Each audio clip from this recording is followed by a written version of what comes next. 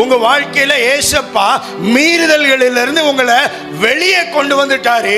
அதனால நீங்க பயப்பட தேவையில்லை. நீங்க கேட்டுக்கொண்டிருக்கிற எந்த காரியத்திற்கும் நீங்கள் தகுதியானவர்கள். எத்தனை பேர் ஆமென் சொல்றீங்க?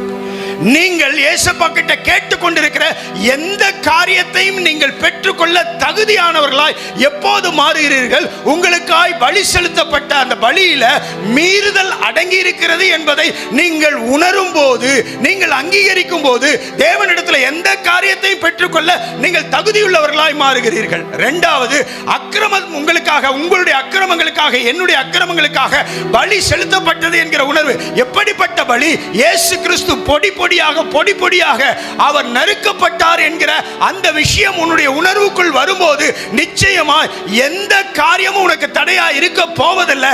ஏன்னா நீ பரலோகவாசியாய் பரலோக தேவனோடு கூட முகமுகமாய் பேசுகிற தகுதியை நீ பெற்றுவிட்டாய் என்று என் வேதம் சொல்லுகிறது. மூன்றாவதாக, உன் வாழ்க்கையில எங்கேயுமே இன்கம்ப்ளீட் இருக்க போறதில்லை. எங்கேயுமே இன்கம்ப்ளீட் இருக்க போறதில்லை. எல்லாத்திலையுமே என் இயேசு பரிபூர்ணத்தை கொண்டு வர அவர் சித்தமாயிருக்கிறார். நீங்க காம்ப்ரமைஸ் பண்ணாலும், இல்லாண்டவரை எனக்கு இது போதுன்னு காம்ப்ரமைஸ் பண்ணாலும் அடிச்சு சொல்றேன், ஏசப்பா உன் மேல வச்சிருக்கிற அன்பு அது மிகப்பெரிய பொக்கிஷம். அது மிகப்பெரிய பொக்கிஷம். அது